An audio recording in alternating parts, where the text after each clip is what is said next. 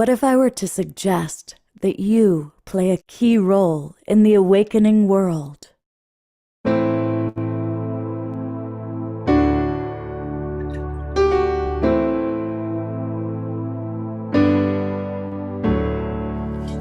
that you are watching this because you have heard the call.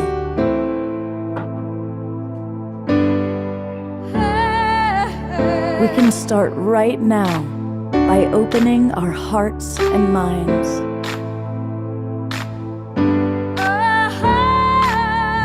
Welcome to the awakening world.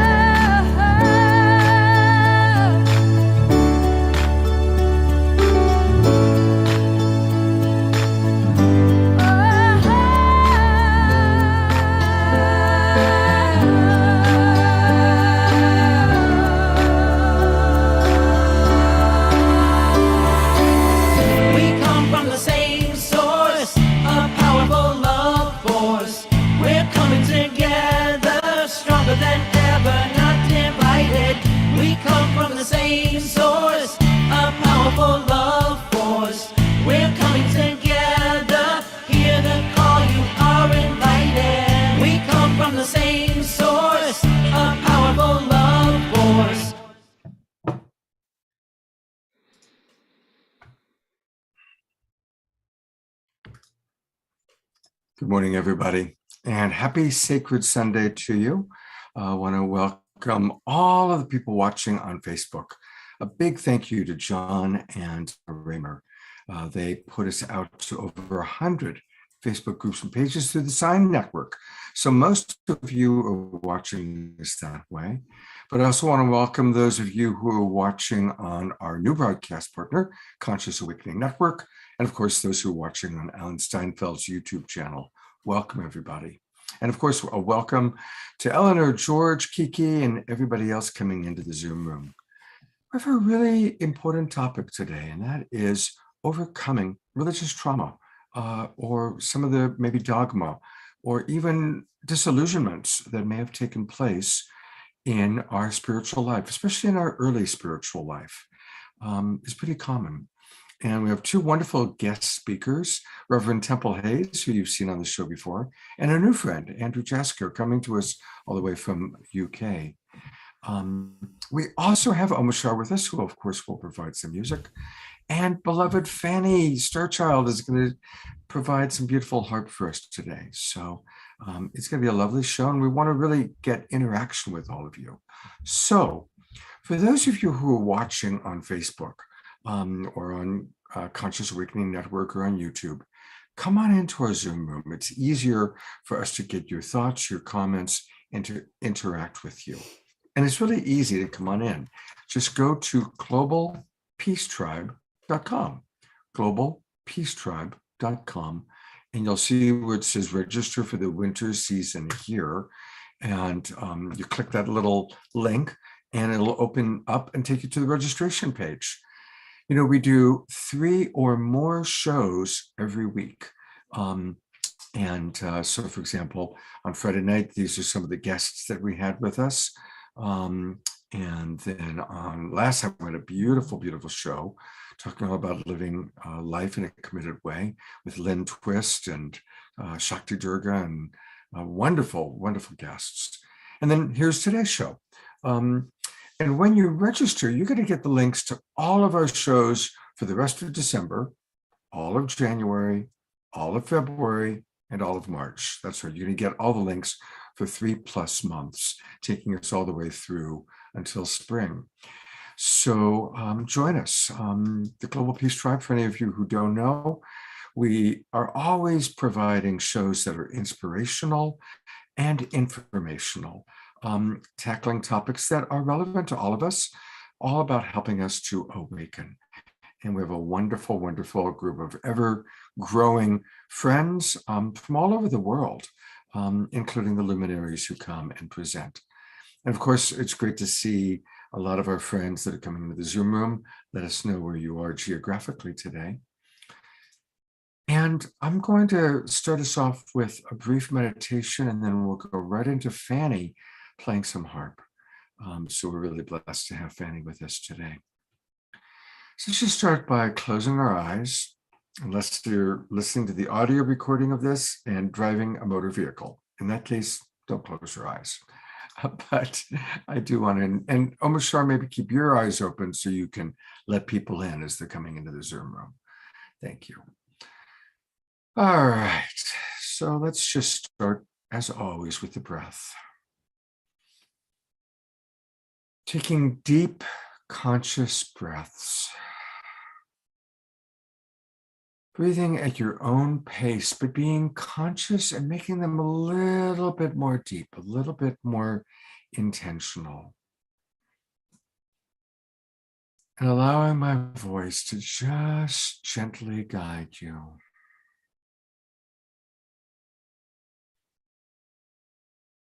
And as you're breathing in and out, I invite you to contemplate what is your relationship to that which has an infinite number of names: God, higher self, life, the universe, Holy Spirit, whatever you like to call it. What is your relationship to, I like to call it, the eternal beloved?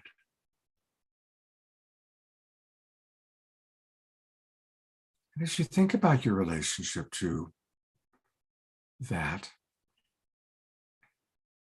what are some of the discoveries that you've made in order to strengthen or even experience that connection?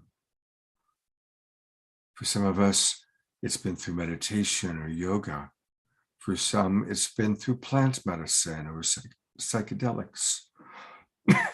For some, it's been a hardship, something that took place that broke our heart open, and a greater faith, a greater understanding came into us. And I also, especially given today's theme, has there been, maybe earlier in your life, a disillusionment with religion or dogma? Maybe a belief that you were raised with that as you grew older and more mature, realized that there were flaws in that belief or flaws in that church or that organization. And that can be very, very devastating. It can create a lot of trauma. How has your relationship to God changed, evolved over the years? We all have our own unique journey coming into greater awakening in this awakening world. And there's no right or wrong journey. There are some journeys that are very difficult, very challenging. Over that, we have empathy and compassion. So I invite you to continue to reflect on your journey of awakening, of consciousness, as we listen to the beautiful sounds of Fanny and her harp.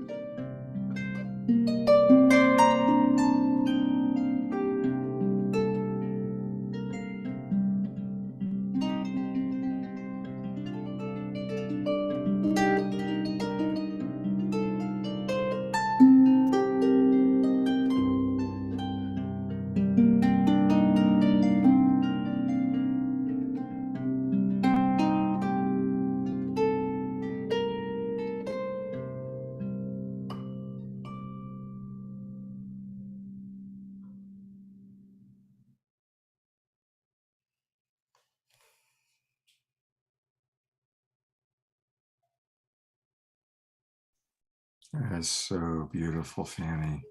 Thank you, thank you, thank you. Let's just continue to breathe for a moment. Just honoring each person's unique journey. And I see a lot of beautiful friends in our Zoom room.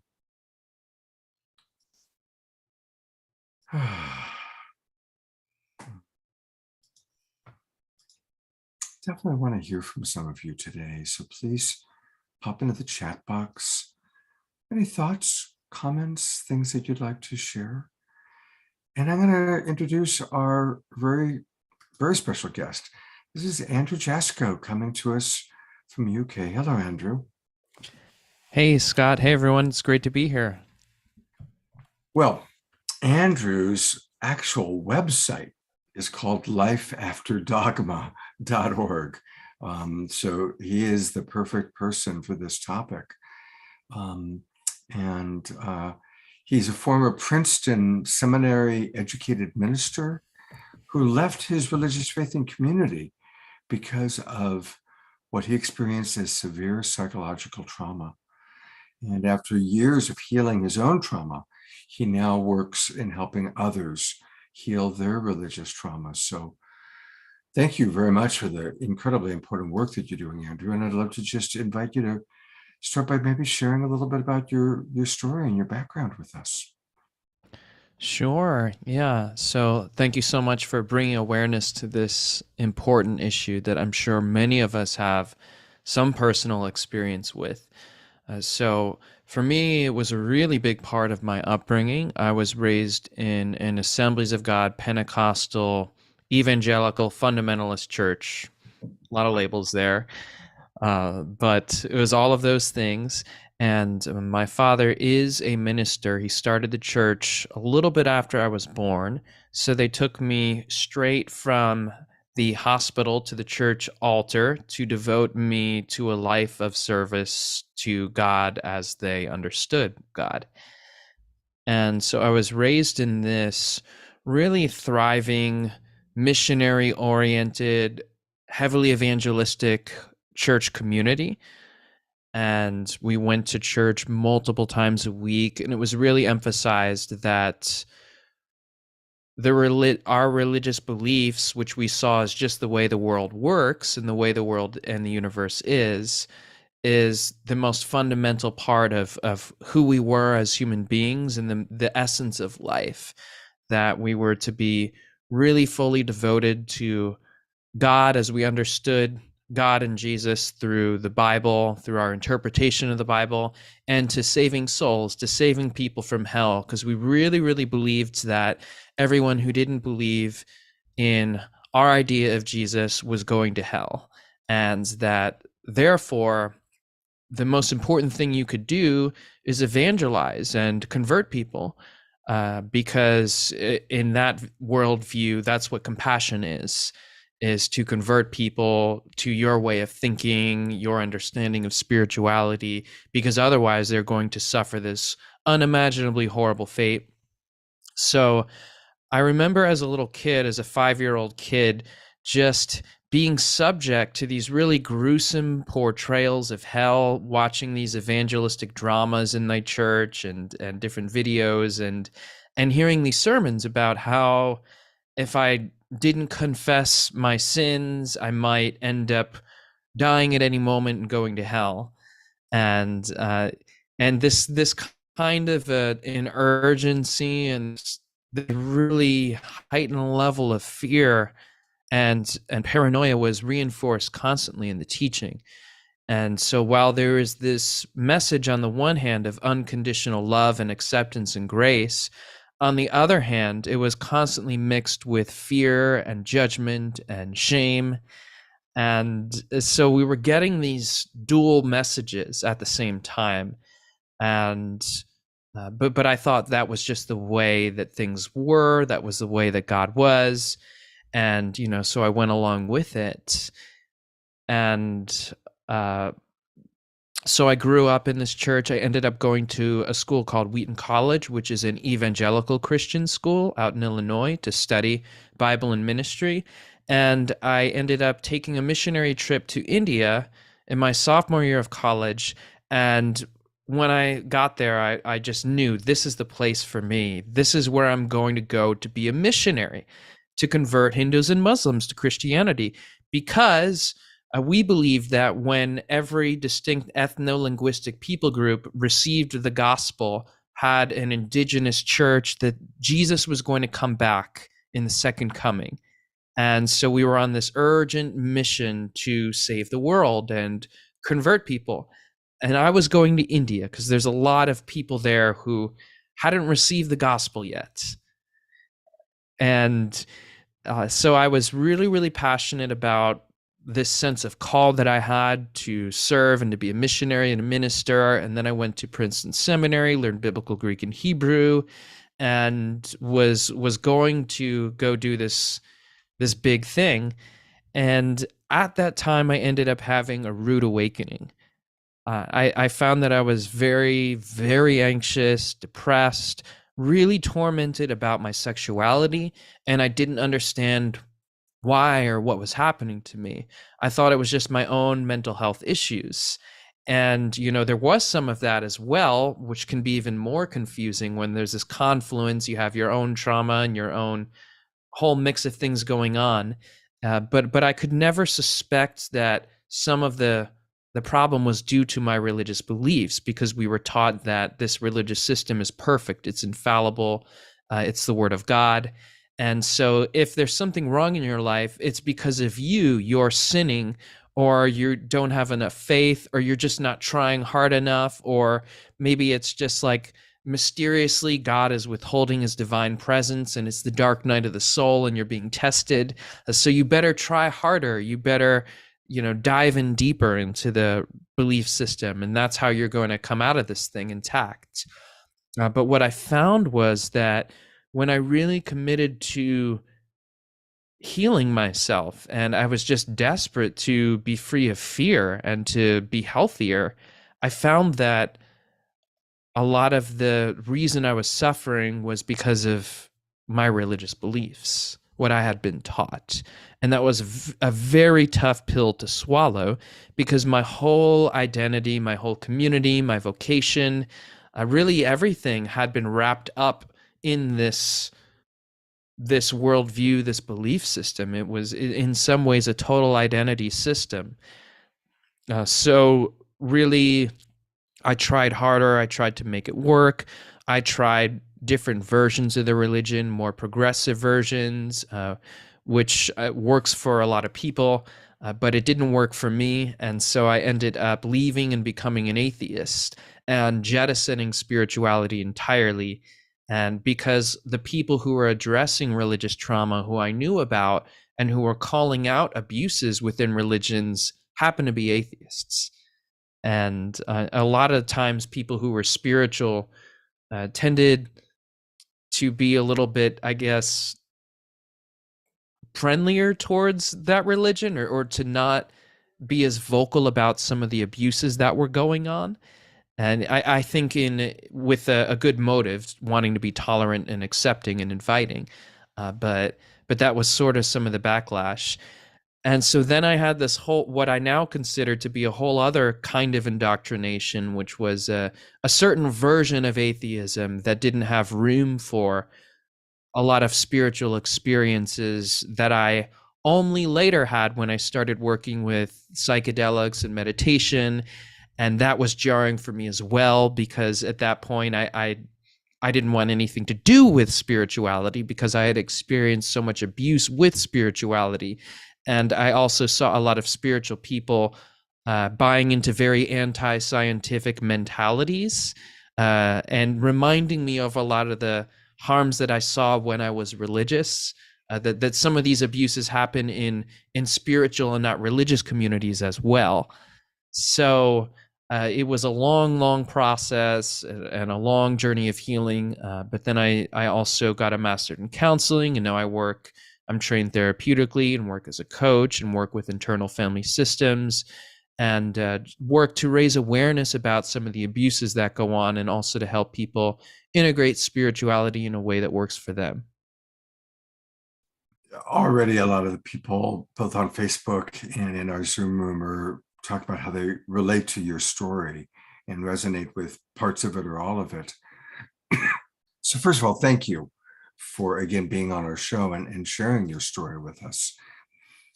Curious, to what degree did you mention psychedelics? And honestly, I know a lot of the people in our Zoom room, at least, have used psychedelics. To what degree did psychedelics help you to awaken to what has become a part of your spirituality? And to what degree did they just add to the confusion? That's a great question. I love that question. I would say both definitely happened. But I think they were really the primary impetus for me reintegrating spirituality, because actually I never had what I now consider to be a mystical experience in all the years that I was a Christian. I had a sense of intimacy with what I considered to be the divine, or kind of like a romantic feeling about my understanding of God at the time.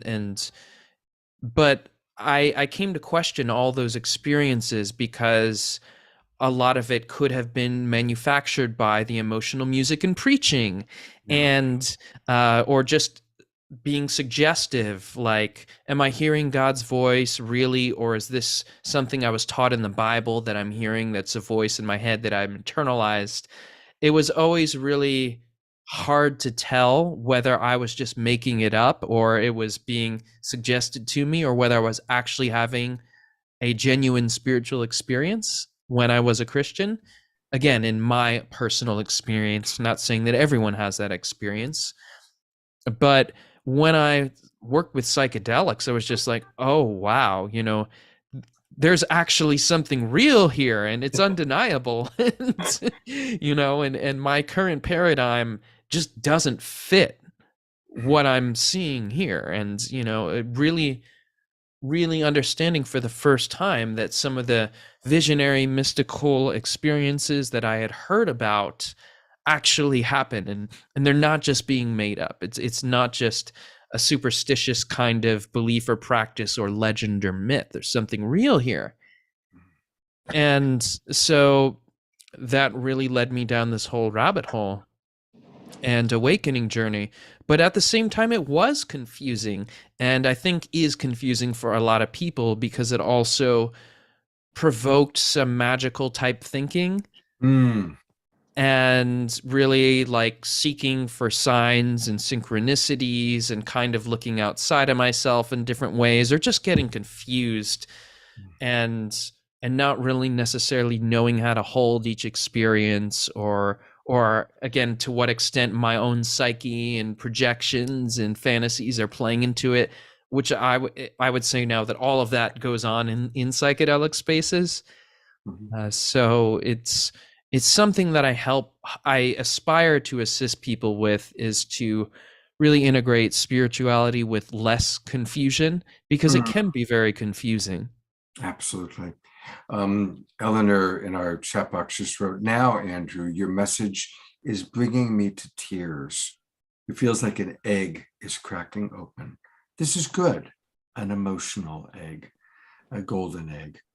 Um, uh, Thank you. I'm curious, what's your relationship now, having gone through your journey, to what we might call Jesus or the Christ? What's your personal relationship, if at all, to that being, that entity, that consciousness? Yeah, that's a great question. I would say one that for me is, I guess, kind of open-ended. Mhm. I'm not quite sure what to believe about it, but I'm open, I would say. So whether Christ is some kind of a consciousness or an entity that exists and can be interfaced with, I can't say that I've had that experience. I know a lot of people um, value that or view that as a reality.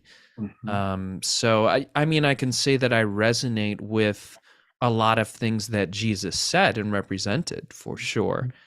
But I leave that kind of open. Yeah.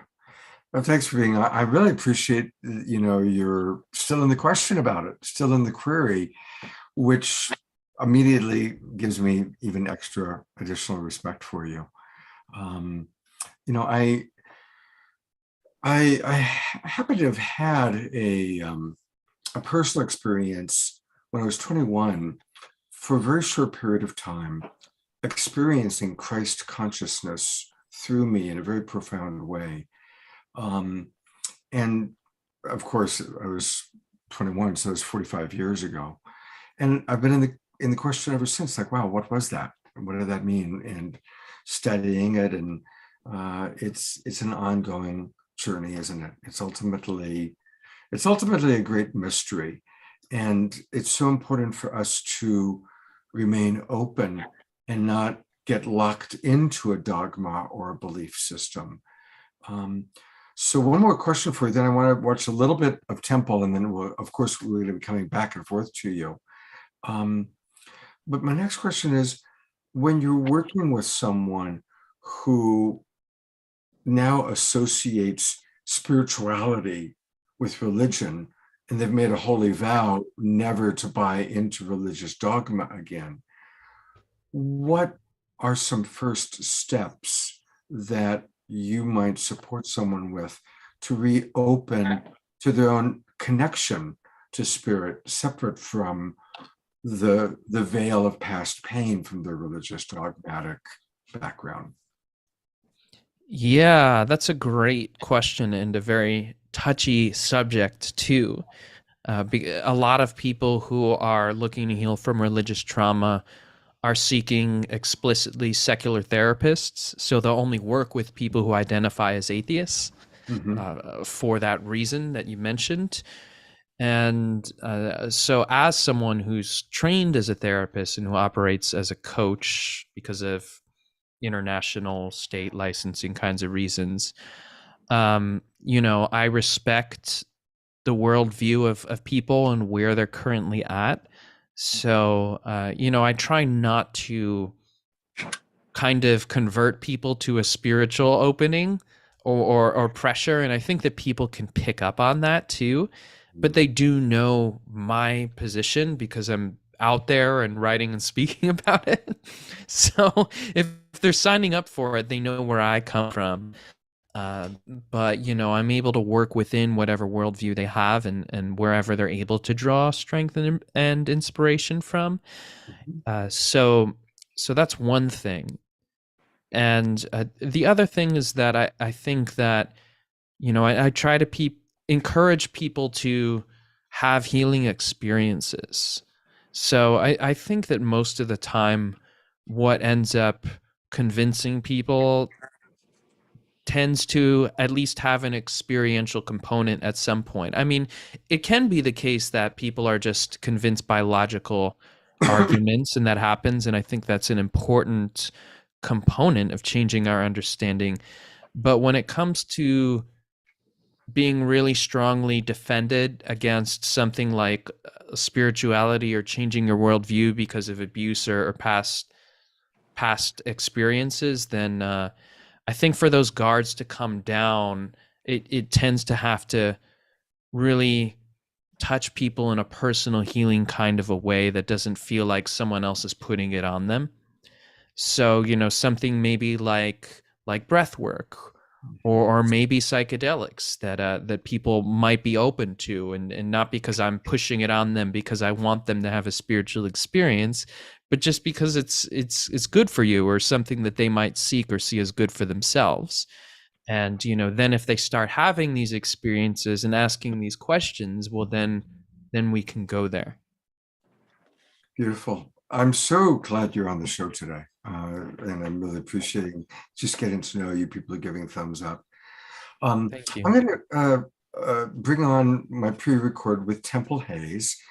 I first met Temple when I gave a sermon at her church. She, at the time, her church was in St. Petersburg, Florida. She's now a Unity Faith minister in Santa Barbara. But I have a lot of respect for her, and her story is fascinating. I think you'll enjoy it, Andrew, and I know our audience will as well. So I'm going to start the pre-record, and we'll listen to Temple for a few minutes, and then I'll come on back to you. Temple, thank you so much for being with us. And it was actually after knowing you for all these years and always admiring your work and how your life has flowed, that I learned about the extraordinary childhood that you had and how far you've come. And that actually inspired this entire show that we're doing today. And so I'd love to start by just asking you if you'd be willing to share the challenges that you grew up around religion and judgment, and how that impacted you as a child and as a teenager. Absolutely. Absolutely. And I feel like you do, the stories that we continue to tell and to share are so, so very important for people listening at the right time and in the right way. I definitely know that I was born a mystic, and I would have been the kid that in India, they would have said, let's get you what you need, the support, the mystery school, the teachings, someone to support you, some guru, some master to work with your talents. I was born in a small town in South Carolina, outside of Greenville, about an hour and a half from Atlanta, Georgia, in the Bible Belt. And I would say, Scott, that I was the only metaphysical person in that entire area, and probably still am the only person metaphysically from that side of town. So that said, it was such a dichotomy, in that I would talk to God in nature. I was getting messages when I was 5, 6, 7. I'd tell Mom that I got messages from God, that I had something to say to the world. I don't know if world was what I used at 5. I'm not sure. But I do know that I felt that.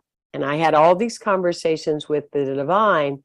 And then I would be actually forced to go to the Baptist church, where my grandfather was deacon emeritus for 40 years, John Temple.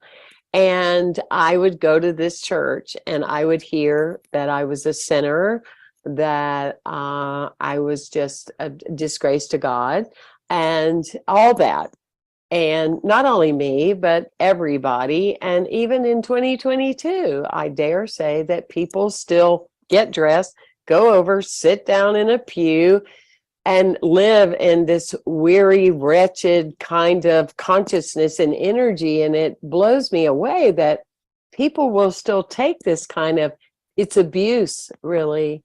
It destroys the human spirit. Talk about if you want to live by a commandment that says, thou shalt not kill.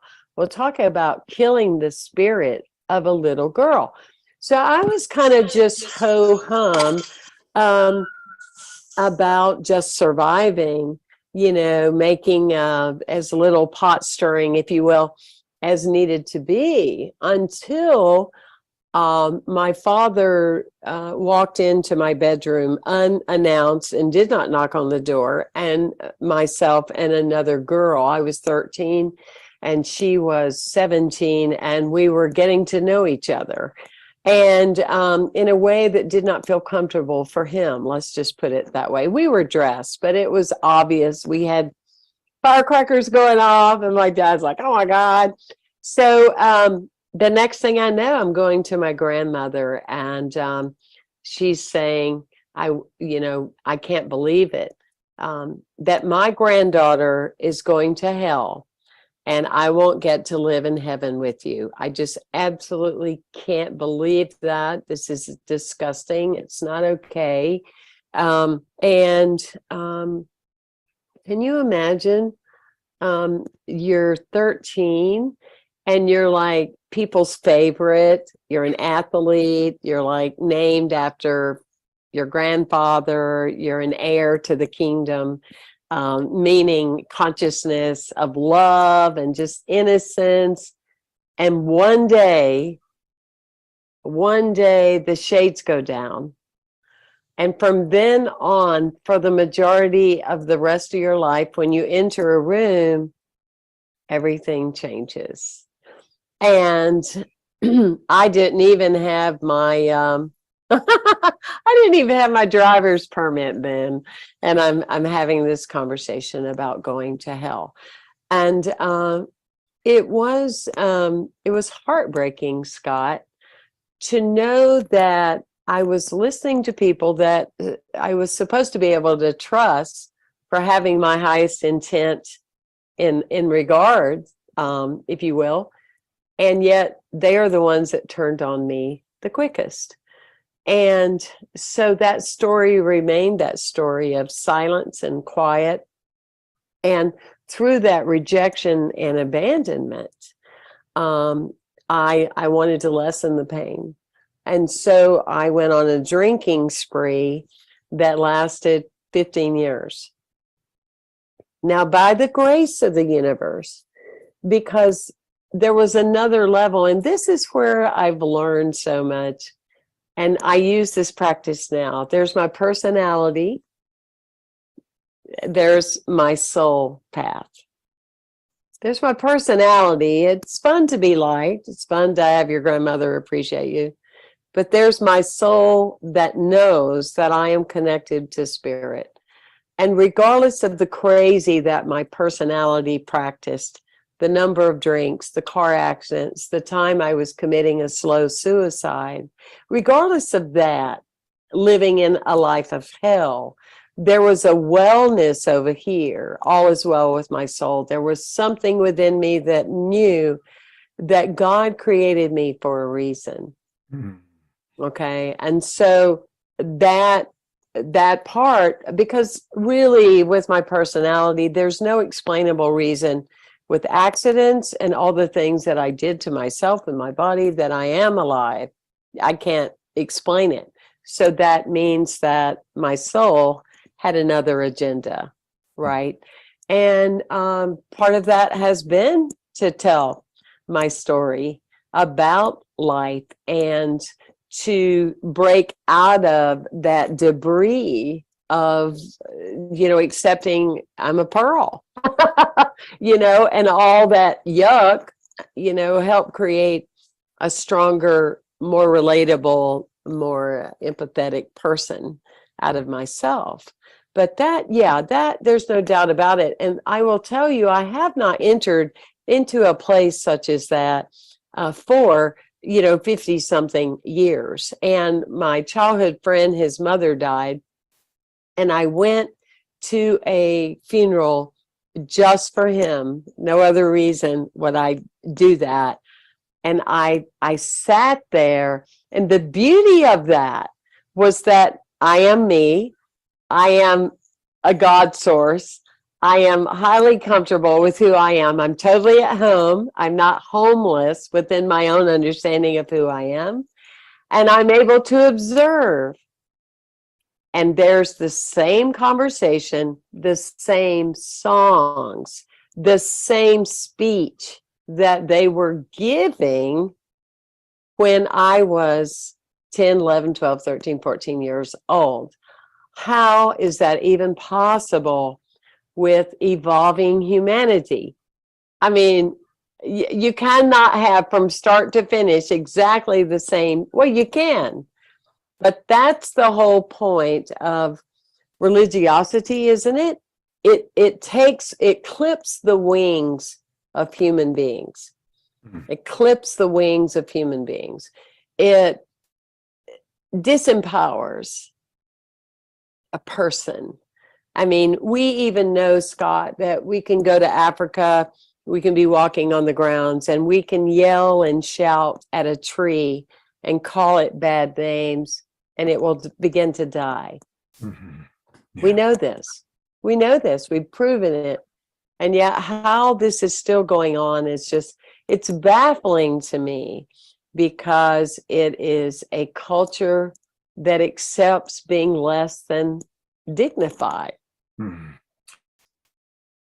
Yeah. um, Eleanor writes, Temple's message is coming through loud and clear, and more tears of resonance. Karen writes, Temple, you're a light to us all. And Jay writes, people need to take more psychedelics. Thank you for that, everybody. So as you hear Temple's story, Andrew, what comes up for you? So much. She made so many great points. And yeah, I mean, we can break this thing down in a lot of different ways, but I think that this whole frame of mind, religious fundamentalism, is harmful and contains a lot of toxic ideologies and frankly abusive teachings. And that it's tragic too, because it does it in the name of good, and it takes people with the best intentions and can result in them doing a lot of things that are not becoming to, let's say, the name of something we would call divine. So there's a lot of different reasons for this. And I mean, I would say that really in this kind of religious system, frankly, a relationship with God looks like an abusive relationship. Just, it has all the hallmarks of an abusive relationship. I love you unconditionally, but I'll kill you and burn you forever if you leave me. I mean, what kind of person would say something like that? And yet that's what you have happening. You also have an us versus them mentality that's cultivated in any kind of a fundamentalist frameworks, where the chosen people of God versus the enemies of God, the children of the devil. And these are people who we have to simultaneously change to become like us, and also fear, because they might lead us astray and cause us to go to hell.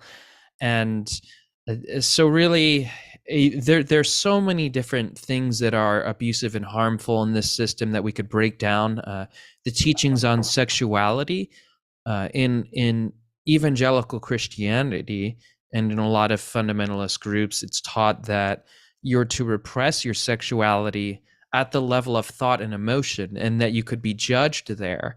So God is really this voyeur who's obsessed with every single sexual act and fantasy and desire that we have, and is kind of looking to punish us, or to make us tame this untamable thing that's part of our essential human nature.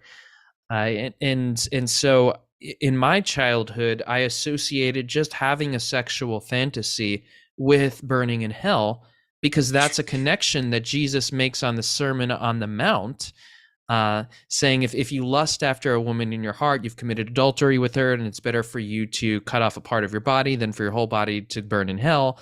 I mean, so you have teachings like that, that are used and that are present in the Bible, because people view it as this perfect, infallible, divine set of teachings, and aren't able to see that it contains a lot of, frankly, harmful ideas, that it was written by people, and it contains some beautiful ideas too.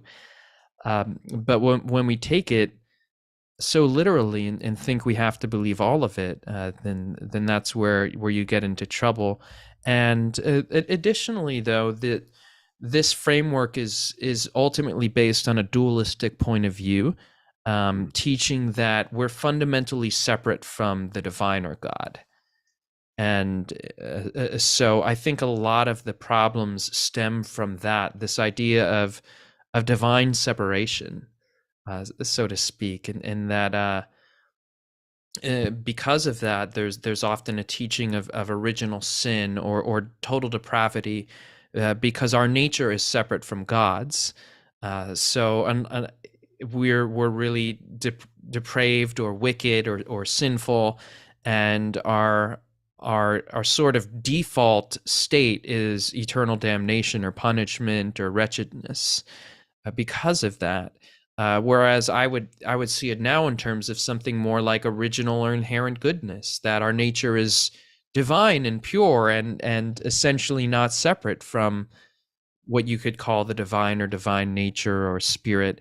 And so any kind of disconnection we experience from that doesn't have to do with us being fundamentally bad or off. It has to do with us not being able to perceive that, or for certain kinds of traumas or woundings that have inhibited that connection or distorted the way we view ourselves and other people. So it's just a so much more constructive and positive and life-affirming way to view people, even people who have done things that are awful, to be able to see that with compassion and to see ourselves with compassion when we do that. So I just threw a lot at you, but there's so much we could say on this topic. Well, and I'm appreciating everything you have to say. And yeah, I've made a few notes of things that I wanted to respond to. Pamela writes, I totally agree, Andrew. Have been so disillusioned with the discrepancies between religious dogma and just genuine, loving, compassionate words and actions that inspire unification, happiness, peace, and self-nurturing. I want to mention a few things. Jay, in one of his comments, talked about the original, if we really were reading the original books of the Bible, and the ones that got cut out when they, chose which books to put in, and, basically rewrote the Bible. And certainly I want to encourage anybody, if you haven't already, read the Gospel of Thomas. The Gospel of Thomas was one of the lost books of the Bible that was refound, I think, in 1947. Andrew Harvey, who's a frequent guest on the show, he was on Friday night, did a beautiful translation of the Gospel of Thomas. And it's just quotes from Jesus. It's no story, it's just quotes. And it is a very interesting picture of who Jesus may have actually been. Another thought, we've had Deepak Chopra on the show, and Deepak points out something that I love. When you, Andrew, were talking about going from this dualistic way of thinking, and kind of there's an older paradigm view of God as Jehovah, who's this angry God. And somebody needs to mute, because I'm hearing someone, sounds like almost humming in the background. So remember to keep yourselves muted, everybody. So we've gone from this angry Jehovah God and all of the dualistic evangelical, and we're going into remembering the oneness. And Deepak points out something quite wonderful. 7,000 years ago is when the ancient Vedic scriptures were written, and these are about the oldest sacred scriptures that have survived, that are not sitting in the basement of the Vatican somewhere. And the Vedic scriptures describe God as Brahman and assign 26 principles to Brahman. Now we fast forward 7,000 years to our most sophisticated sophisticated form of science, which is quantum physics. And quantum physics has scientifically proven that we are living in a unified field of ever-changing molecules.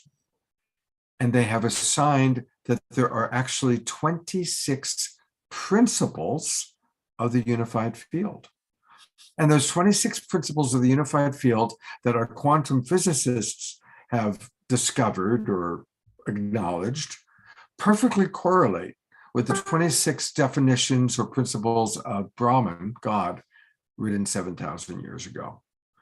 Point being that our most ancient spiritual wisdom and our most modern science are saying the same thing from two different points of view, that we actually are just one ever-changing, extraordinarily interconnected experience. And so you can look at it from a spiritual point of view. You can look at it from having had a psychedelic or meditative experience of oneness, or you can just look at it from the field of quantum physics, that we really are moving out of this dualistic, we are separated from God, we are disconnected, we are sinners, into the truth that we are God, we are life, we are drops in the ocean of this vast experience. So I wanted to drop those little points in. And it's time for some Omashar. So Omashar, I'd love to hear, first of all, your thoughts on the topic, and then love for you to give us a little bit of your musical inspiration. Well, gosh, holy smoke, I'm being stirred up at a really deep level between Andrew and Temple and you. And it's interesting because I'm feeling this anger coming up that we've been lied to for so many eons of time, and almost not shameful, but there's another word for it, that we bought it, that we believed it. Holy smoke, man. And so this is my passion coming up. It's like I didn't expect to feel this way, but I was brought up in an atheist family. But I always felt a leaning towards spirituality and nature. And when I was 9 and 10 and 11, I decided to sing in a Christian church. It was the Church of England in Stratford-upon-Avon in England, the Church of England, the church. And I guess that tuned me in. But my parents never pushed me to it. My grandparents never believed in anything apart from meat and potatoes. And it was nature that taught me about spirituality. And it was through nature that I felt the connectiveness to everything. And so with that, I'm going to sing a song called Come Back and Play. And it's a message from what I perceive to be the divine talking to us. And let's press a few buttons here to get me sounding shiny.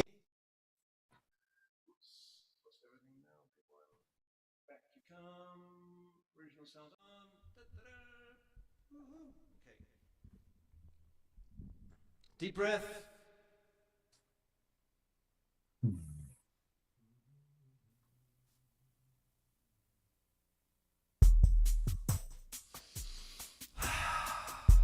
Hand on your heart.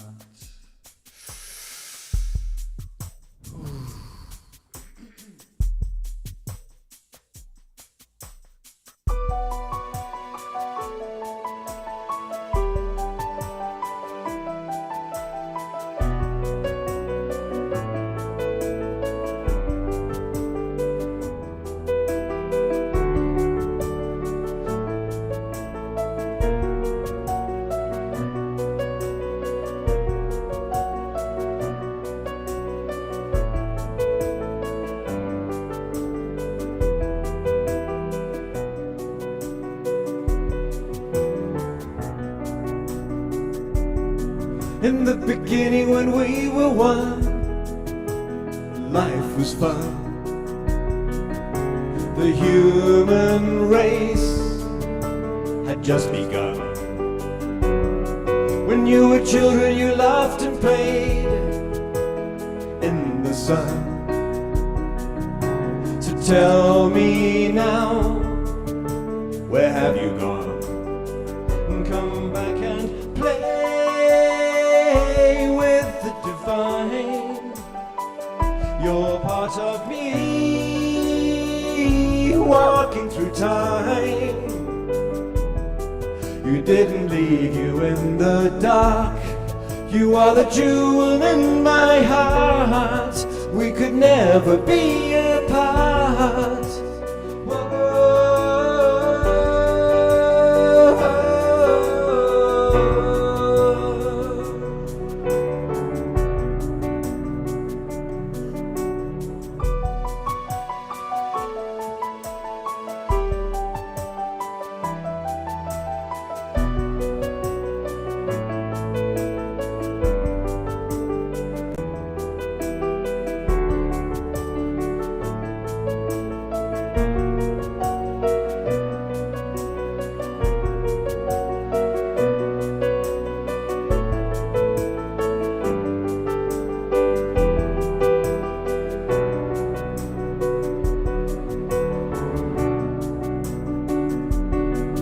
I yearn for you endlessly,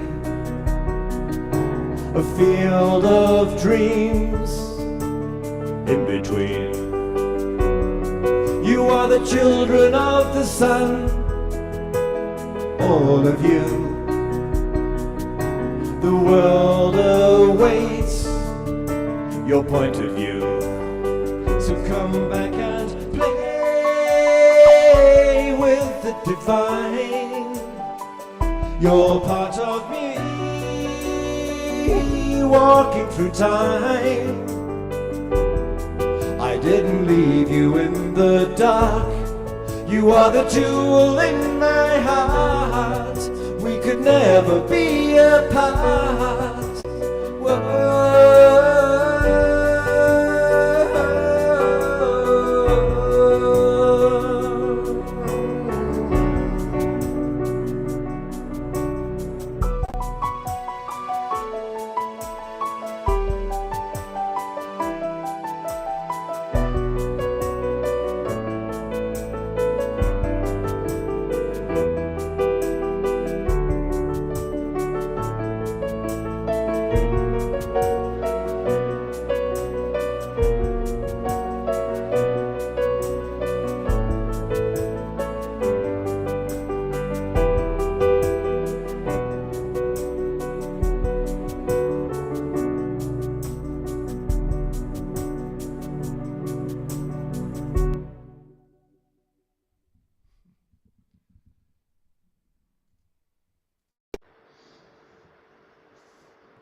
Beautiful. I'm going to go to gallery review. Let's all give Bashar some love. Thank you so much. I love playing that song. Yeah, It's very pretty. it's a good one. And a reminder, everybody, that we can support Omashar by buying his albums, going to omashar.bandcamp.com. And I hope that all of you have done that by now. Those of you that are regulars and those of you that are new. Omashar's music, every song is really inspired. He's clearly a channel for spirit to flow through in a wonderful, wonderful way. Thank you. Thank you. We're going to get some more of Andrew in a moment, and we'll also have some more harp from Fanny. But I do want to go to the second part of my pre-record with Temple. And really enjoying all the comments coming into the chat box, and continue to pop your comments in. Your comments or any questions that you might have for Andrew. It's good to be talking about this. It's a very important topic. So here's a little bit more about what Temple has to say. So here we go.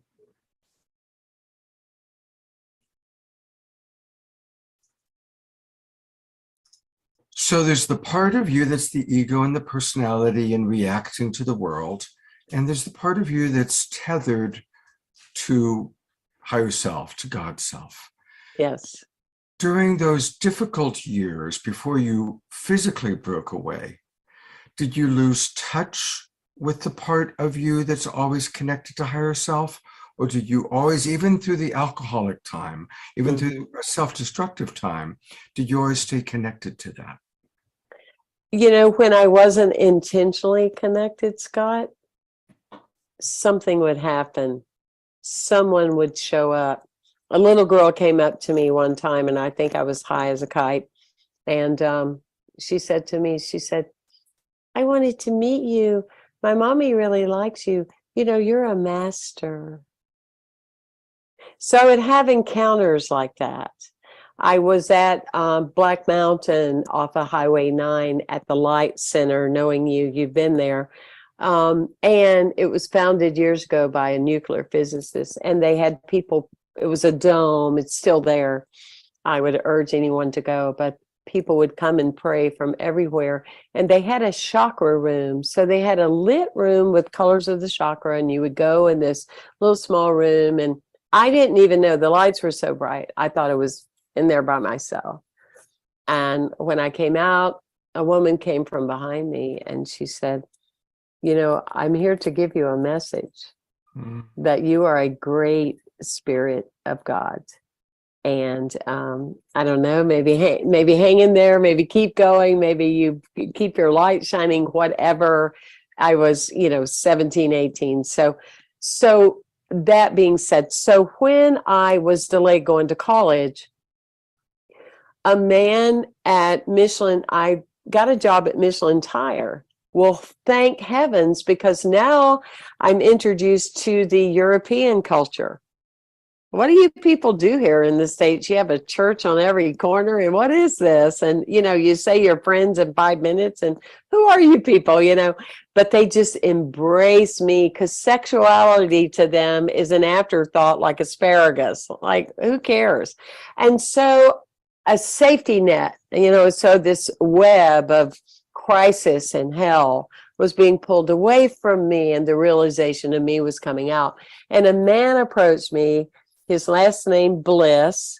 We're still the best of friends, and he invited me to a unity community. And for the first time, my vibe found my tribe. And so here I am, made it, survived myself. Get a t-shirt. I'm in a unity. I get to be friends with the minister. I went to everything they ever offered, still drank, but went to everything they offered. And she invited me to dinner one night. And I said, well, I may need to tell you that I'm different.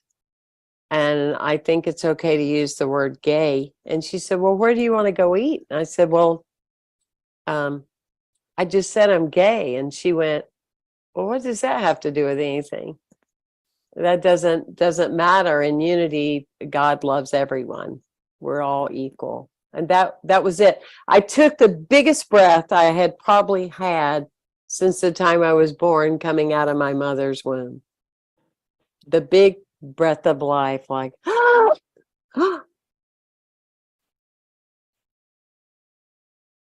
and that's how the story went. And so it would be like that. And it still is. Every time, not to that level, of course, for sure. But anytime I've asked a question, I'll just finish with this thought that years ago, because like you, I'm just so committed to the conversation, and bigger than about me, but about, come on, don't accept this stuff. Don't let people herd you to not use your own mind and your own common sense and your own heart. Come on, you're always whole. You've never been broken, ever, ever, ever, whatever. But I was going, okay, God, like, are we going to another level, or what are we doing? Or am I on the right path? I need an answer now. And I go walking across the street to the beach, and there was a man. I have it. If you ever want me to show your audience, then, because you can't make this stuff up. There's a man walking towards the entranceway of the one I use, the easeway for the beach, and he has on a burgundy shirt with Temple written across it. Obviously from Temple University. But he thought, this woman is cray-cray, because I go, can I get a picture of you? It's like, and I went, no, you just don't understand. I was in prayer today. My name is Temple, but anyway. Yes, that's the way it works if we pay attention, All right, so here's another question for you. How do you balance forgiveness for the ignorance that you grew up in, that you see 45, 50 years later is still continuing. How do you balance activism for change, forgiveness, Father, forgive them for they know not what they do, and within yourself? Like, how do you balance that? You know, it's an everyday practice. I have written about it a lot in my book, Being a Difference Maker, because I talk about the value of being an enlightened rebel. We don't get very far when we're angry and we're mad. We need the anger and we need to be mad. I mean, come on, some of the things that go on, I don't ever want my anger to be dismissed. People that want to work with me to erase their anger, I go, I don't want to work with you.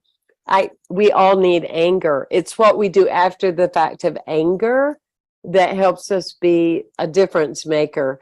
So I would say to you, it's an everyday balance of that, you know, because if we are angry and we see that something needs to happen, there are little ways in which we can do something about it. So the easiest answer is we spend time thinking about what we can do something about.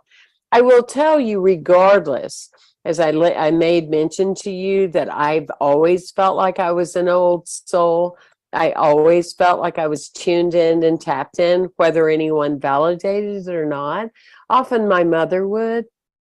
But that being said, I still felt like, Scott, it was a big ask to ask my brother what I would be asking my grandmother.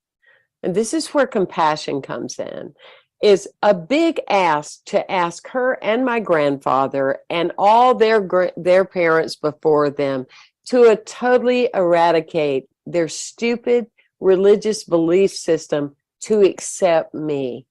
That was a big ask. Now in 2022, a lot of people can do that, or they're able to because the culture has allowed more breathing room for that to happen.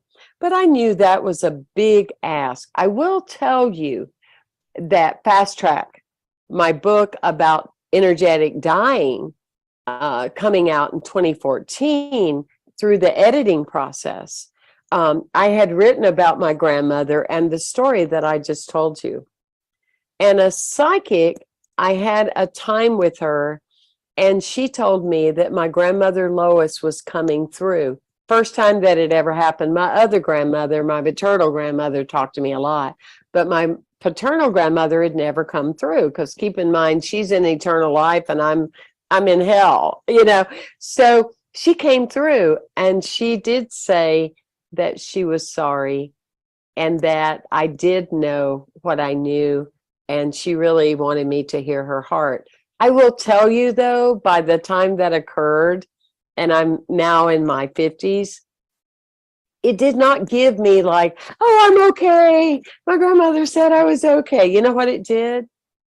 With all the love of my being, it made me happy for her that as a soul she had advanced. Yes, I absolutely. didn't need her approval anymore. Yeah. I didn't need anybody's. I had already came out on national television and said, this is it, baby, deal with it. This is it, and I'm not changing, okay? So that's it. You know, I want to riff on a couple of things, and then I'm going to bring Andrew back on. But, you know, when we're going through a disillusionment period, or when we're going through a hard time, it is really important to be open and available to those messages from life, call it from life or from God or from your higher self, to have faith or to remain open. So I really appreciate that. And then also recognizing that even those ancestors who may have been less evolved, less advanced, more stuck in dogmatic thinking or old belief systems, I do believe that when the body dies, our ego and personality dies with it. And when we're back in, call it the astral plane, call it heaven, call it the spirit realm, whatever you believe it to be, there is a more expansive view. And I do believe that even ancestors who may have been very difficult when they're alive and in their personality, when they're in the bigger realm, they're there for us. They're there for us in beautiful ways. So anyway, a couple of thoughts, and I'm really eager to hear, Andrew, you're back on. Love to hear some of either reflections to what you saw or heard from Temple, or just kind of where we're going in our conversation, or some of the wonderful comments coming in our chat box. Yeah, yeah. I mean, so I work with people who are healing from religious trauma, and uh, especially a lot of people who are just questioning or coming out, or who have recently done so, but also people who maybe years later realize that, some of this stuff is really deeply lodged in and is coming out for whatever reason. And one thing that comes out a lot on Temple's talk is the issue of being gay, and for many people it's being a woman that often they find a lot of difficulties with in religion, just a lot of the patriarchy, and but sexuality is such a fundamental thing, and especially for people who are not heterosexual or binary or monogamous, that is heavily shamed and condemned in a lot of religious groups and a lot of fundamentalist groups. And it's just so tragic to see just how much this can affect someone at such a deep level. And what we see in our society is, it's just a devastating and tragic thing in how it can really cause so many unnecessary ruptures in families. And just a lot of these religions can enshrine bigotry and bigotrous ideas as if they were divine, and really kind of sort of teach the exact opposite as being the truth, really like the total reverse. I mean, presenting God as if God is this devilish being, as if God is this maniacal being, sadistically tormenting people and creating them in ways that are sinful or evil, and that they have to fight or suppress.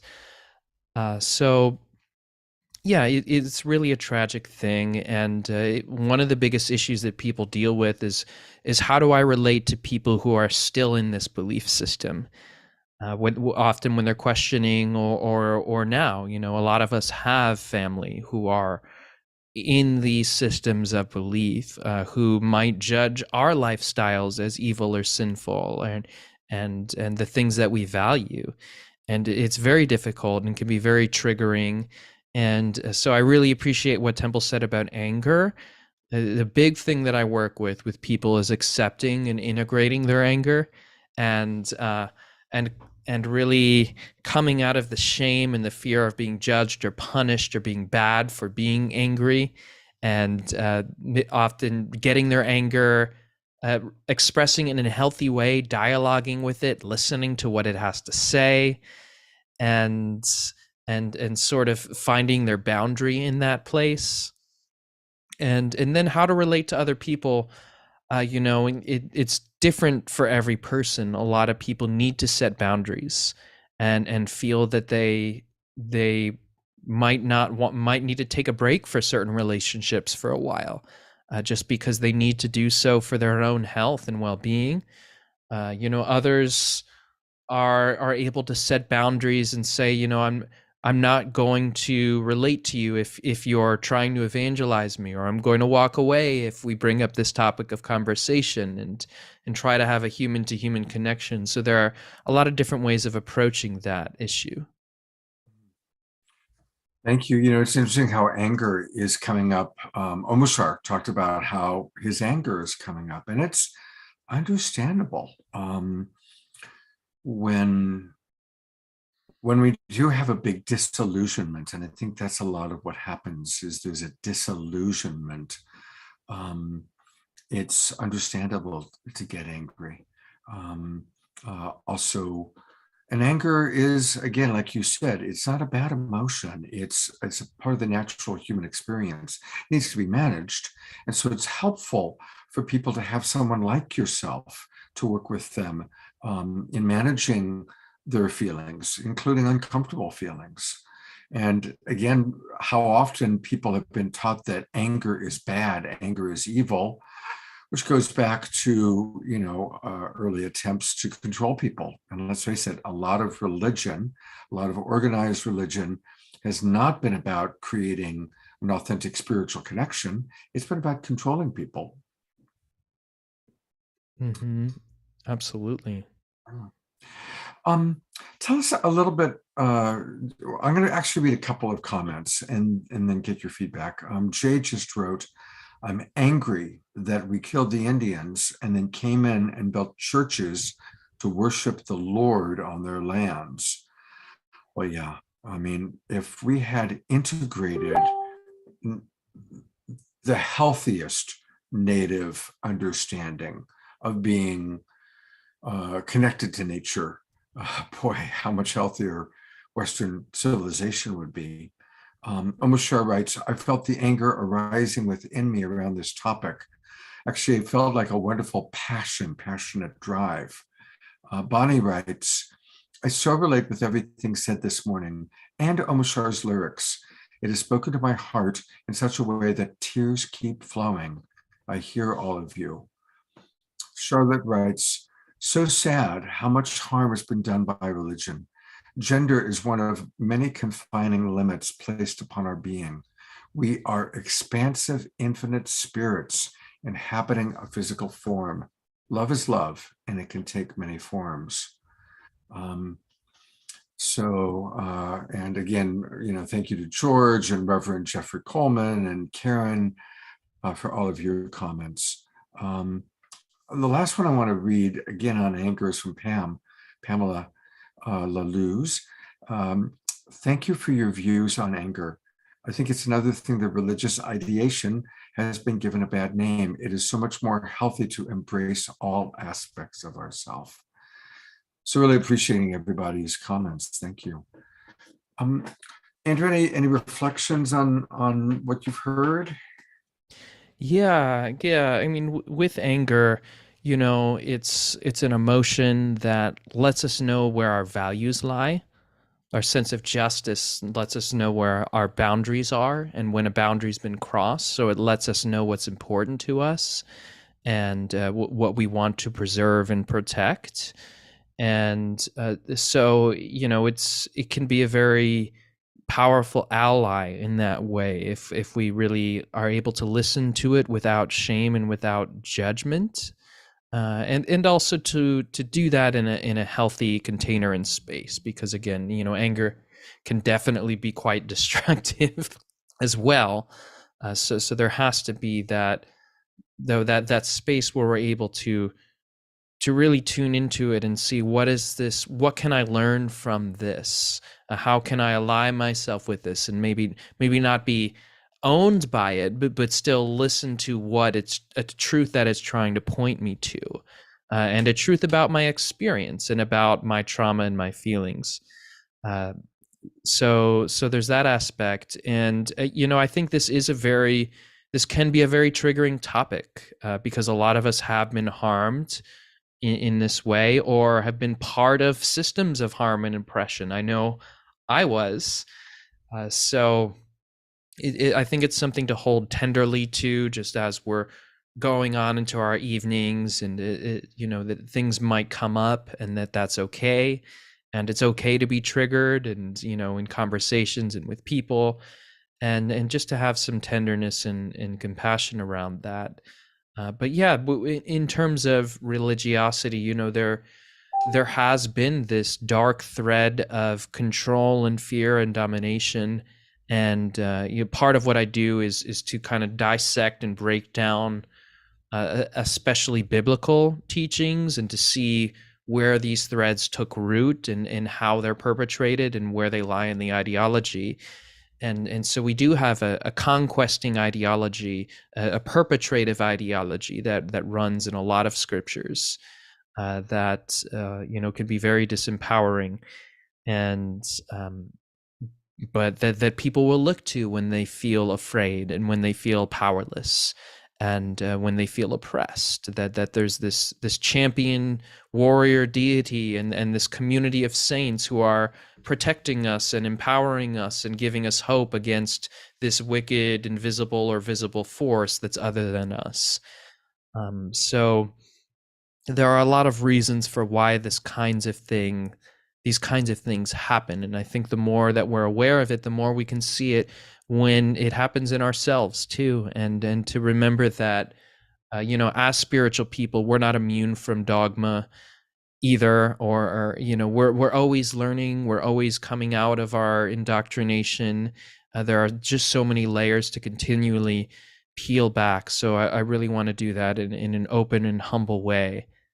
And also to be asking that question, is there a way in which I'm closed, or maybe not fully seeing certain perspectives?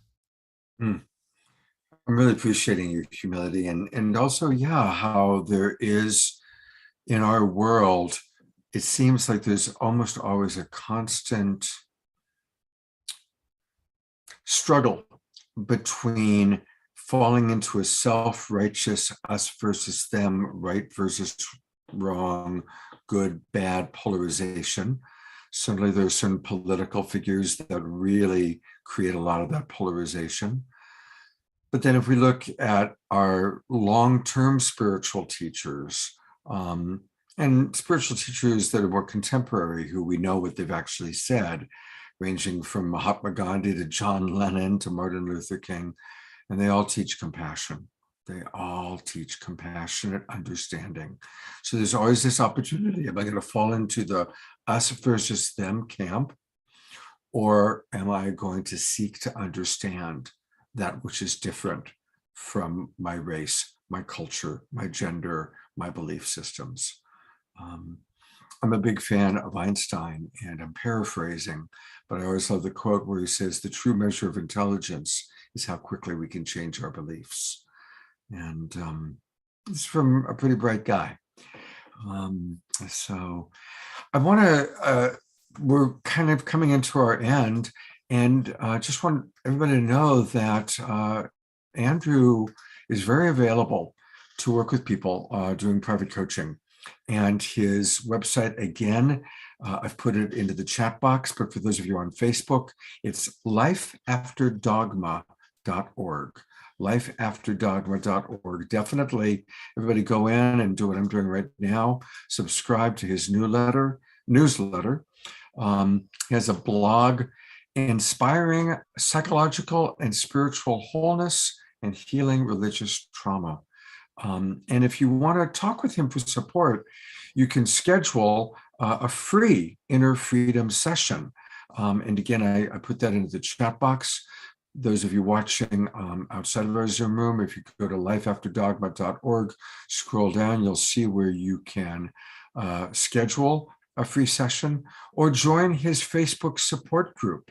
That's great that he's got a Facebook support group. I'm going to go to that real quickly. There it is. And of course, most of you are watching on Facebook. So there it is. So there's a lot of wonderful ways to get input and to meet other people that are in this inquiry, that are in this journey of healing. Andrew, is there anything else you'd like to share with people about your work or your services?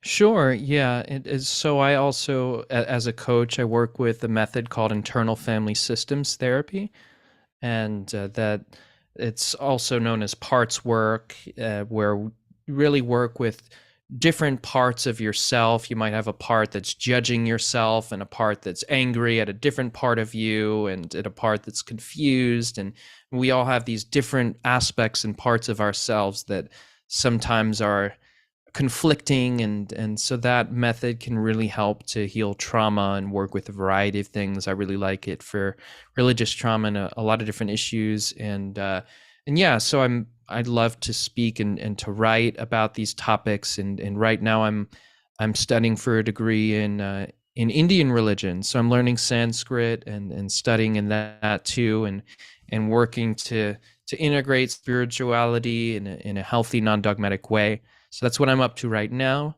And thanks for having me and for listening. Absolutely. Are you familiar with Andrew Harvey? Do you know Andrew? I've heard the name. I don't know personally. Oh, I get to turn you on to Andrew Harvey. Andrew is one of my absolute favorite luminaries. He's been on this show many times. And Andrew's father was the British ambassador to India. And so when Andrew was a boy growing up, he had this very fascinating dual experience of British aristocracy and being raised by humble Hindu servants. And he fell in love with his Hindu nanny and Hindu people. And it started a lifelong interest in really understanding different cultures. He's a brilliant, Andrew's now in his 60s, but he went on to Oxford, brilliant scholar, and he learned the languages of Sanskrit and Aramaic so he could read the sacred texts in their most original forms. He's written 40 books in his life, collaborated with everybody from the Dalai Lama to a lot of other amazing authors. And much of his work is really getting a much more holistic view of scripture and spiritual teachers. You might enjoy his Gospel According to Thomas. You might also enjoy his book called A Walk with Four Guides, Jesus, Krishna, Ramana Maharshi, and Buddha, where he talks about, again, what they really spoke of in whatever texts we have that offer real quotes and the commonality of their message. Anyway, I could go on forever about Andrew Harvey, but definitely look him up. He's beautiful and a frequent voice. We actually played a pre-record from him on Friday night. So a pleasure to meet you. Thank you so much, Andrew. I hope you'll come back and be on our show again. Yeah, I'd love to. Thanks for having me. You've got a wonderful thing going on here. Yeah, it is. It's a wonderful thing and a wonderful group. So thank you for being with us. Well, we have two wonderful musical artists with us tonight. We've got Fanny and we've got Omashar. So I'm kind of thinking, let's do a little of both. I'd like to offer Fanny to play harp. And as she plays her harp, again, let's just digest all that we've learned from Andrew and from Temple and from the beautiful comments coming in.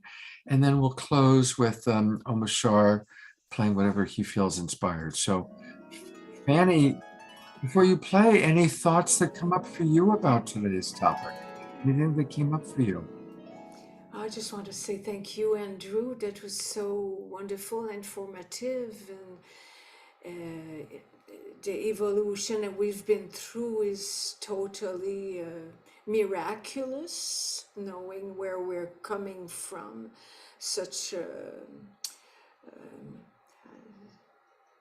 Such dark eras in our pasts, we're coming from that, and now we are awakening to the light, and we are able to spread that light in gentle pieces here and there as we are more loving and kind, and people are getting love is our religion. So that's what I believe, that we are changing our world with our compassion, our light. And thank you so much for all the information. We are truly awakening, and we're blessed to be here at this time, because I know for me as a child, as an enlightened warrior, or an enlightened, like Temple said, she was an enlightened, what did she say? She was an enlightened something warrior, not warrior. Mystic. Yes. She's So a here, mystic. yeah. So here we are, and we are open to change our world, and now we're able to talk about these things openly, even if we're not totally understood. But the world is awakening to this reality that we are pure God, divine beings. So music is God energy.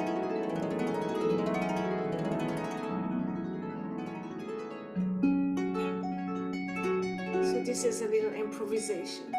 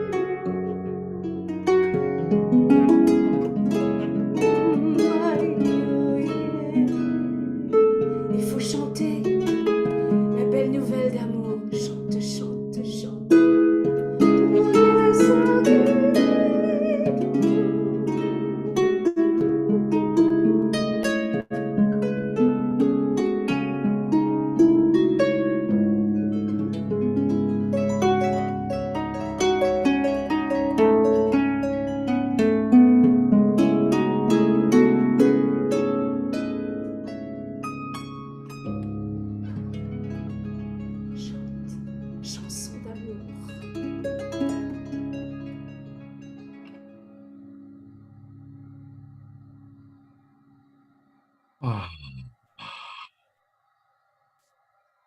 so it's wonderful, beloved Fanny. That's so beautiful. Thank you. And hey, everybody, I put it in the chat box, but again, for those of you on Facebook, you can get Fanny on Bandcamp as well. And on Bandcamp, she is the Mystiques 1111, the Mystiques 1111. And usually she plays with her beloved partner, Vigari. And so there's some albums that they've got there together.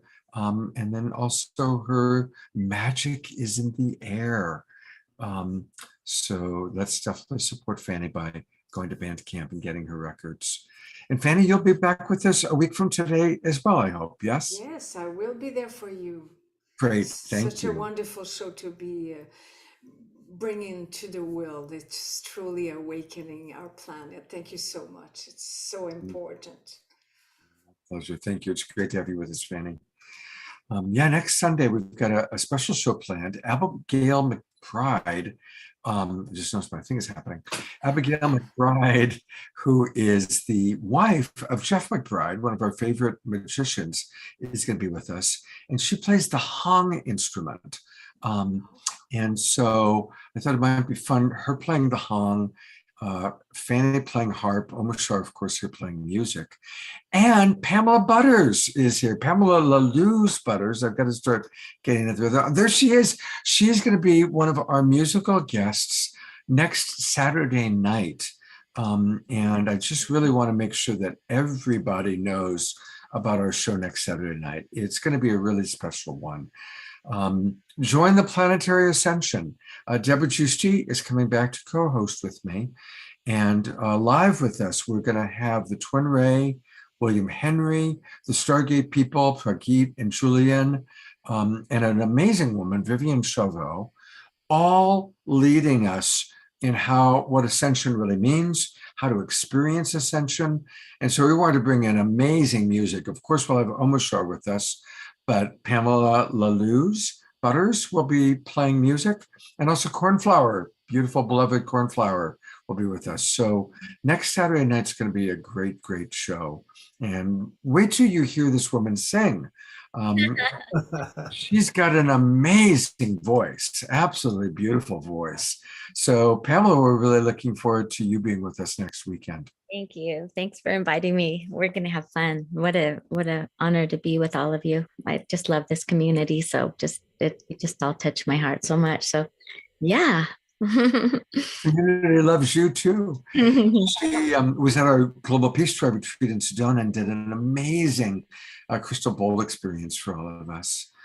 And, speaking of next Saturday night, I know a lot of you were here last night, but just a brief reminder that I have reopened registration for our new winter season. And what I'm offering is for people that come in at a higher level. If you come in at $75, you can get a free ticket to our New Year's Day concert. And I've arranged once again for Kristen Hoffman and Cornflower to do a concert on New Year's Day, which will be a Sunday. It'll be at 1:00 in the afternoon. So what a wonderful way to start the new year with Kristen and Cornflower and a concert. Now you can buy tickets separately. The tickets are $23, but if you register for our new season, you'll automatically get a free ticket to the concert. And if you register at the higher level, for every $75, you can offer a gift subscription to a friend. So for example, Roger and Bonnie have already come in at a higher level, and they've bought several gift subscriptions for friends of theirs. Do that this week so that your friends that you're giving gift subscriptions to can join us for next weekend's shows. And again, the December 17th show is going to be very, very special, as we have some of our favorite luminaries coming on. So what a wonderful introduction to the awakening world that will be. I'll be putting all of this into the chat box before we close out tonight. So please join us. We are going to do 3 more shows every week next year.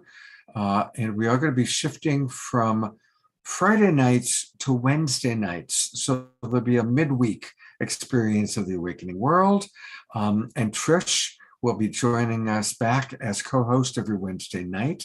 So that'll be fun. And then I'll have people like Kristen and Larissa, Tangela, all of your favorites coming back on a rotating basis. This morning I was hearing from Reverend Deb Boldow and Ellen Steinfeld. They're going to co-host some shows next year. So definitely join us and let's grow our family. Let's get more people coming into the awakening world, because certainly, as you know, you're here and most of you are here every week. You know that we really are doing good stuff. We want to grow our audience. It's really important. And I need your help to grow our audience. So thanks for listening. All right. With that, we go to the way that we love to begin and end our shows. Beautiful, beloved Omashar. Another beautiful show. Thank you so much. Such a pleasure. I am going to sing a song that we've sung several times over the last year. And it's coming up to my year anniversary with the Awakening World, Scott. So that's pretty cool. All right. Well, do you know when that was? When did that actually, do you have a date? I think around the 27th of December, or a little earlier, was my first thing. And I've worked out that I know you've done 7 million shows, but I've been on about 108, maybe 112 shows so far. Wow. Anyway, in honor of Reverend Temple, this is when I used to be the music director for Unity in Hawaii. We used to sing this at the end, always. It's in the chat box, and please sing along with yourselves muted. And especially Reverend Jeffrey, I'll meet you, mate. And then let's go. Let's see what happens. And Reverend Jeffrey has a magic Christmas tree. I'm going to put the spotlight on him for a moment. So we want to acknowledge your magic Christmas tree there, Jeffrey.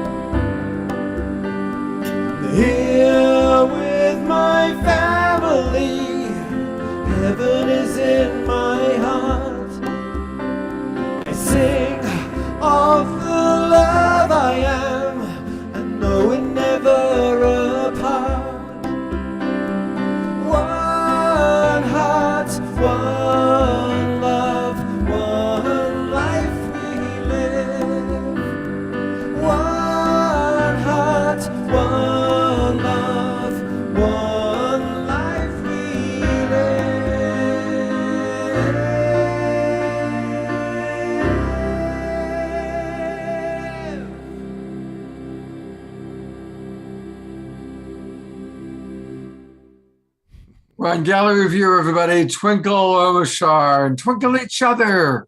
That's right. Twinkle, twinkle, little stars. Twinkle, twinkle, look at all these stars. You are all stars in the Global Peace Tribe constellation. Great to see Jay Mayer back in the house. We'll have more light touch happening. Loved your video that we showed last night, Jay. Thank you for that. And awesome to see Fanny's purple harp in the background there. Yeah, and isn't it great to have Fanny back playing with? Yeah, and give her love to Vigari. Give her love to Vigari. All right. Well, it's been a wonderful weekend. I really enjoyed all of our shows this weekend. So have a beautiful, beautiful week, everybody. Please, please, please, let's grow it out. Let's get a lot of people coming to next Saturday night. And I look forward to all of our future connections with each other. Take care. And remember, we can make any moment sacred just by seeing the divinity in that person or that situation. God's blessings, everybody. Take care.